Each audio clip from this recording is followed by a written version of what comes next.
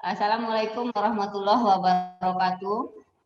Waalaikumsalam Waalaikumsalam warahmatullahi wabarakatuh. Siang semuanya, semoga semuanya dalam keadaan baik-baik saja dan sehat selalu, terhindar dari musibah dan diberkahi Allah hendaknya. Amin. Amin. Baiklah, pada kesempatan ini kita akan melaksanakan sesi in-house training IHT mengenai program sekolah penggerak. Pada kesempatan ini kita awali terlebih dahulu pembelajaran kita ini dengan berdoa menurut kepercayaan masing-masing. Biar saya yang memimpin doanya. Marilah kita menundukkan sejenak dan berdoa kepada Allah Subhanahu wa taala. Berdoa mulai. Doa selesai. Baiklah, sebelum kita lanjut, ini pertama mungkin kita perkenalan dulu karena ini materi baru dan juga pertemuan baru, pertemuan pertama. Di sini kita udah bergabung di link Zoom ini. Yang pertama ada Pak Muhammad Dahlan. Apa kabar Pak? Alhamdulillah sehat. Bapak dari SMK berapa ya Pak? Dari SMK 1 Simpang 4. Simpang 4 itu Kabupaten Tanah Bumbu dari Kalimantan Selatan. Jauh ya Pak, Kalsel ya? Jauh. Kalau Sambas itu di Kalbar ya? Di Sambas. Kalimantan Selatan itu Banjarmasin. Oh, Banjarmasin. Oh, suara speakernya Bu, enggak kedengaran. Dari SMK 2 Payakumbuh, Ibu. Oh ya, dari Padang ya, Sumbar. Kemudian Pak Mairi Setiawan, apa kabarnya Pak? Ya, kabar. Pak Mairi. Alhamdulillah baik Bu, sehat. Oh, alhamdulillah. Sehat juga kabarnya Bu. Apa Pak? Ya juga sehat juga. Alhamdulillah. Kebetulan kelas kita ini ada 6 orang, tapi ada 1 orang yang berhalangan ya Bapak. Ada istrinya yang melahirkan. Untuk itu mungkin bisa kita lanjutkan aja sesi berikutnya atau pembelajaran kita pada kelas ini. Untuk pertemuan kita kali ini, kita membahas mengenai pengelolaan pembelajaran berbasis proyek di SMK. Tentunya di sini nanti kita akan membahas pembelajaran yang mana akan kita buat pembelajaran tersebut berbasis dengan proyek atau siswa kita akan bekerja dengan membuat proyek-proyek yang telah dicapaikan. Nah, untuk itu saya minta untuk yang pertama ini saya tampilkan dulu. Dan nampak Pak? Sudah Bu. Nih. Bisakah kita semua ini menjawab yang pertama, apakah yang dimaksud dengan pembelajaran berbasis proyek? Yang kedua, apakah Anda sudah menerapkan pembelajaran berbasis proyek di kelas yang Anda ambil?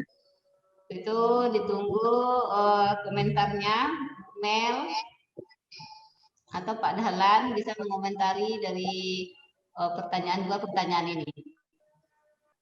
Nah, mau mengomentari maksudnya yang dimaksud dengan pembelajaran berbasis proyek itu secara sederhananya menurut saya itu pemberian job atau tugas kepada siswa, akan tetapi siswa tersebut yang nantinya menemukan langkah pengerjaan maupun penyelesaian proyek tersebut hingga menjadi produk yang diinginkan. Itu mungkin gambarannya begitu. Ya, Mungkin ada lagi yang lain, silakan. ya mungkin yang ada mau dari menambahkan. yang lain Bapak Ibu. Saya Bu. Ya Pak Dodi silakan. Ya, saya hampir sama dengan Pak Dahlan, jadi menambahkan sedikit saja. Untuk pembelajaran berbasis proyek ini pada intinya siswa terbagi dalam beberapa kelompok, dia diberikan semacam permasalahan bagaimana dia untuk memecahkan melalui pembuatan produk yang dia lakukan dengan kelompoknya, dan proyeknya itu bahkan berupa tugas yang sudah dibuat oleh ibu fasilitatornya atau ibu gurunya. Jadi seperti itu kalau pendapat saya. Itu Bu, terima kasih. Sama-sama. Seperti yang telah diterangkan sama Pak Dahlan juga Pak Dodi, kita simpan dulu. Kemudian apakah Anda sudah menerapkan pembelajaran berbasis proyek di kelas yang Anda buku? Saya Bu, Iya Pak Dodi, apakah di kelas Bapak kalau yang saya Bapak di sekolah itu kebetulan masih dalam proses karena belum saya menugaskan untuk PBL ini. Tapi ada rencana, saya sudah membuat rencana pembelajaran. Jadi dalam pembelajaran dengan metode project based learning ini ya Bu ya. Project based learning ini saya bekerja sama dengan mata pelajaran dulunya PKK. Jadi dalam pemecahan ataupun dalam tugasnya nanti disinkronkan dengan mata pelajaran yang ada di PKK. Itu saja, sesuai dengan kejuruan kita. berarti belum ya Pak? Masih baru rencana ya? Iya. Kalau Bu Mel di SMK-nya kayak apa? Di sekolah kami sudah dilaksanakan Ibu berbasis proyek. Salah satunya yang sudah jalan itu Teva. Oh ya, teaching factory ya. Ya, jadi dalam pembelajaran anak dikasih tugas membuat sesuatu, kemudian disuruh merancang langkah-langkah sampai proses pembuatan dan waktunya gitu. Jadi dari langkah-langkah sampai proyeknya selesai, anak diberi kebebasan untuk menentukannya, Ibu. Oh ya, oke. Dari tanggapan yang udah dikasih sama Pak Dahlan, Pak Dodi, dan juga Bu Mel, kita bisa beranjak ke eksplorasi konsep, yang mana di sini membahas definisi pembelajaran berbasis proyek. Pembelajaran berbasis proyek di sini adalah pembelajaran yang menggunakan proyek sebagai media dalam proses pembelajaran untuk mencapai soft skill, hard skill, dan karakter. Penekanan pembelajaran terletak pada aktivitas-aktivitas peserta didik dalam menghasilkan produk yang menerapkan keterampilan meneliti, menganalisis, membuat, sampai dengan mempresentasikan produk pembelajaran berdasarkan pengalaman nyata.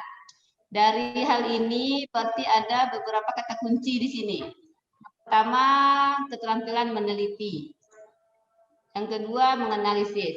Meneliti di sini berarti siswa kita diarahkan untuk bisa meneliti ataupun membuat proyeknya. Bagaimana proyek tersebut bisa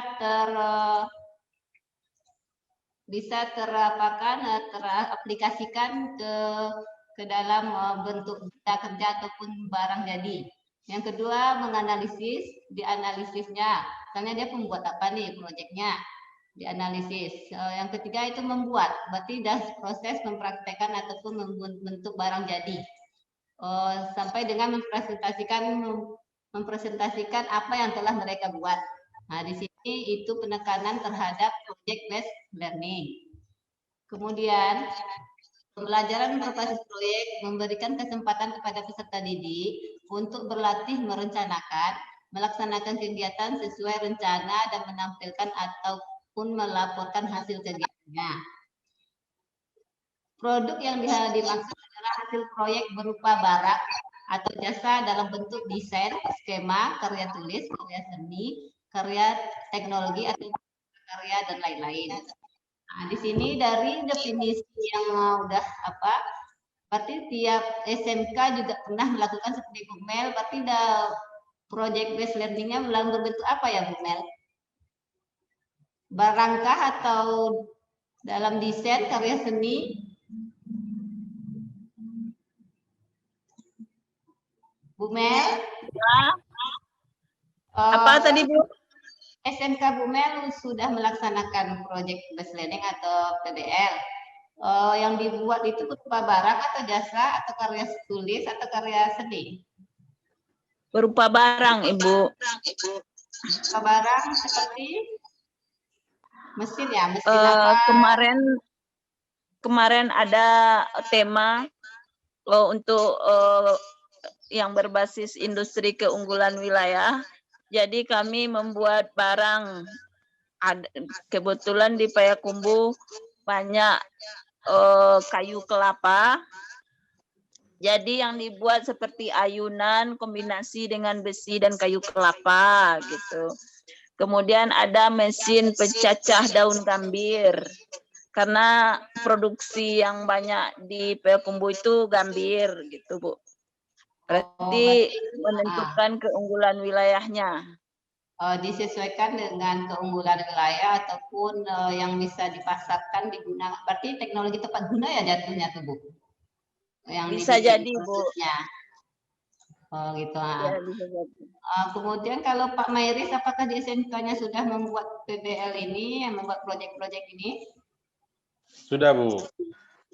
Dalam bentuk apa ya Pak? Ataukah desain?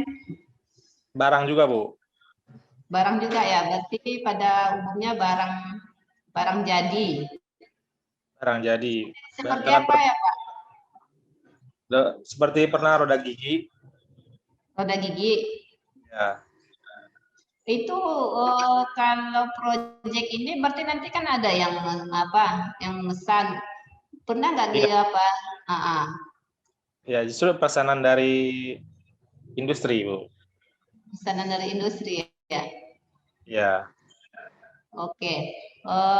Itu untuk berupa PBL-nya. Sekarang definisi pengelolaan pembelajaran berbasis proyek.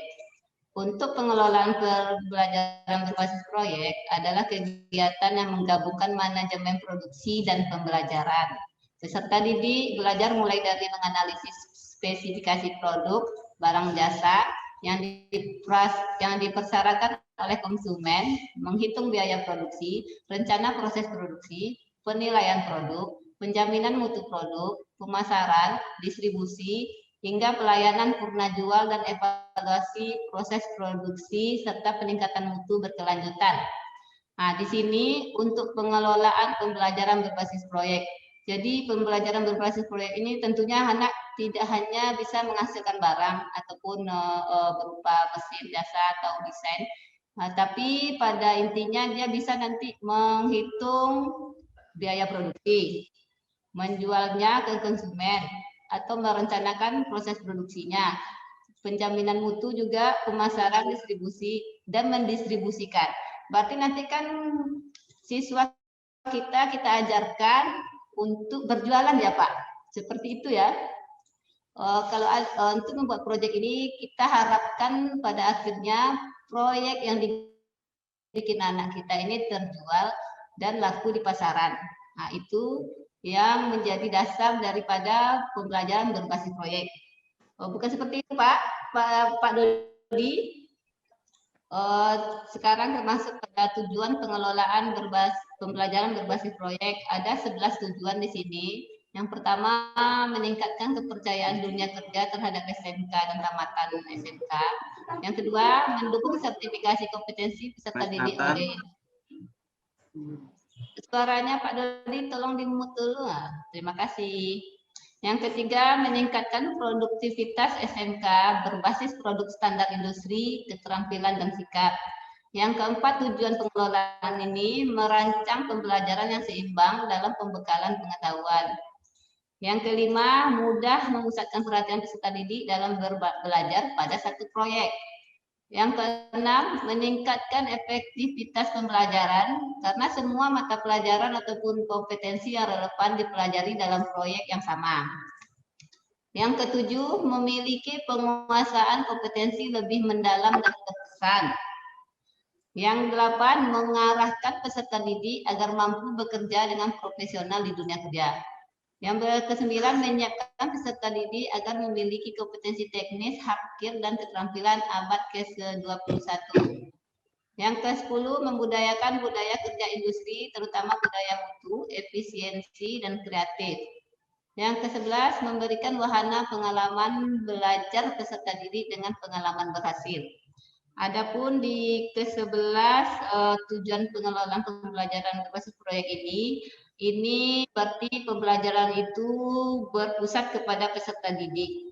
Nah, kita pada PBL ini kita membuat proyek yang mana proyek itu sebaiknya sudah ada yang memesan dan ataupun sudah ada yang menerima daripada hasil anak ini supaya siswa yang kita bawa ke PBL ini bersemangat. Tentunya seperti itu ya Bapak Ibu.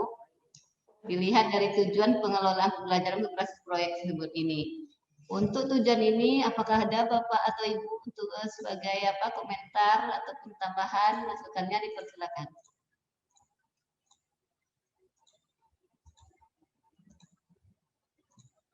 Tidak ada? Kalau tidak, berarti kita masuk ke ke ruang kolaborasi. Untuk kolaborasi pada hari ini, saya minta kita untuk membuat kelompok. Yang pertama yang akan kita bahas, tujuan dan penerapan pembelajaran berbasis proyek di SMK. Yang kedua, berdasarkan modul ajar yang dibuat sebelumnya, merancang perencanaan pembelajaran berbasis proyek. Berarti tugas kita ini kita merancang perencanaan pembelajaran berbasis proyek. Jadi karena pesertanya ada berapa, kita bentuk aja dua kelompok.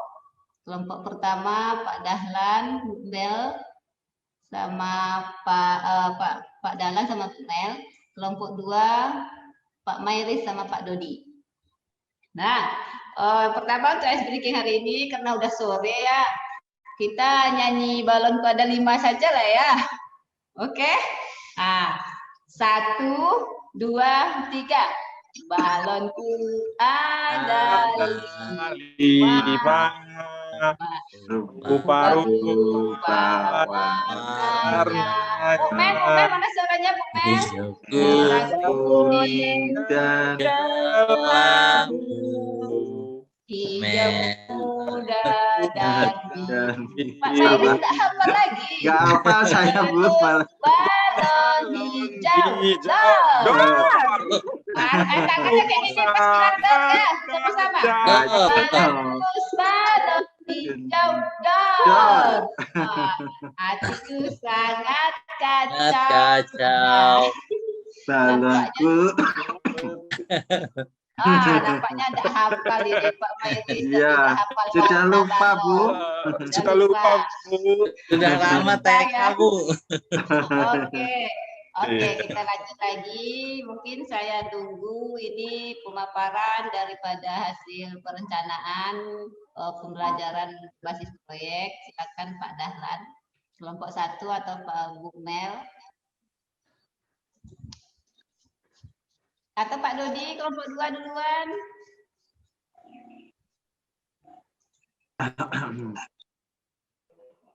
Oke Bu, saya akan dipaparkan dari kelompok 2 ya Bu tadi ya. Dari kelompok 2 saya sama Pak Mairis. Iya. Adapun pemaparan untuk pembelajaran berbasis proyek dari yang Ibu gambarkan tadi, untuk merancang pembelajaran berbasis proyek, intinya tujuannya kita untuk meningkatkan baik hard skill, soft skill, sama karakter.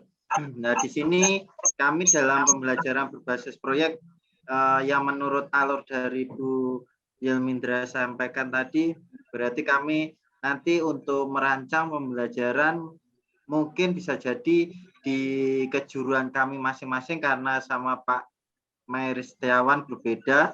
Jadi saya ini yang saya contohkan di jurusan saya kebetulan pengelasan, yaitu untuk yang pertama saya akan menentukan tujuan pembelajaran dulu melalui capaian pembelajaran yang kita rencanakan.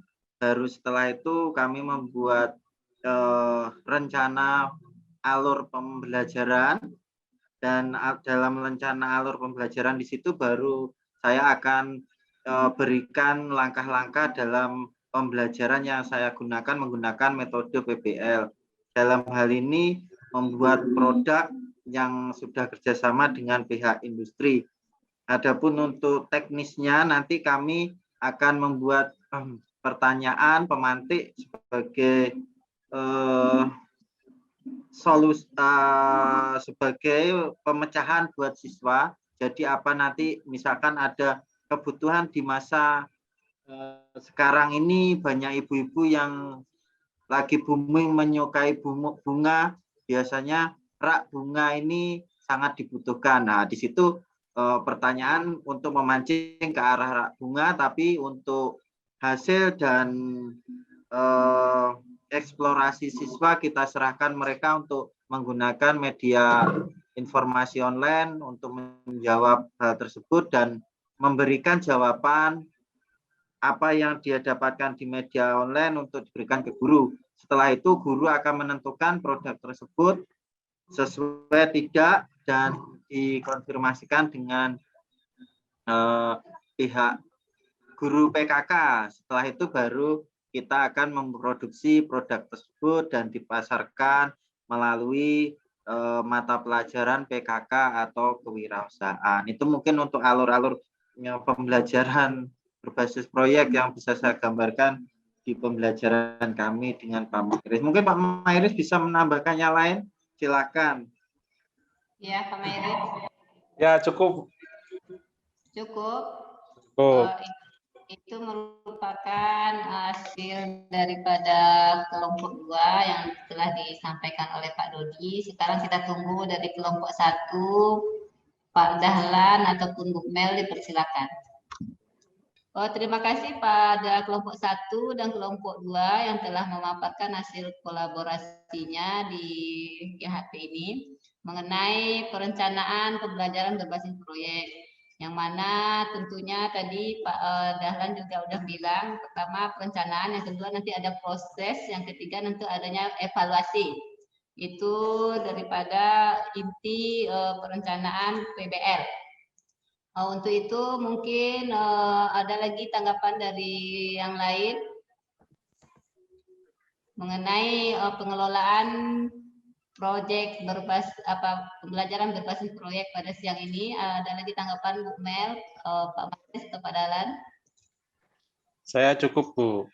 Sudah cukup, oke. Untuk itu pada akhir sesi ini nanti ada kuis yang akan diisi oleh peserta sesi IHT ini. Nanti ada link yang akan dibagi yang berupa berisi kuis tentang pengelolaan pembelajaran berbasis proyek. Mungkin hanya itu saja pada sesi pembelajaran kita sore ini. Terlebih dan terkurang mungkin saya mohon maaf Bapak-bapak, Ibu-ibu. Ambil yang baik, tinggalkan yang buruknya.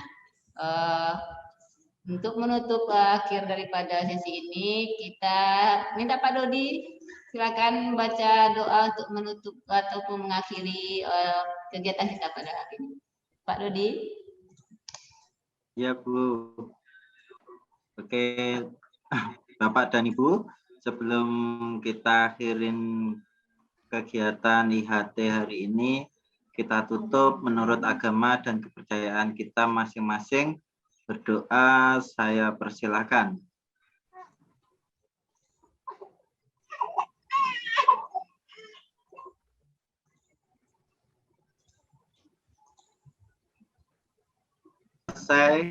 Selesai. Terima kasih Terima kasih, semuanya. Mas Assalamualaikum Indra. warahmatullahi wabarakatuh. Waalaikumsalam. Waalaikumsalam.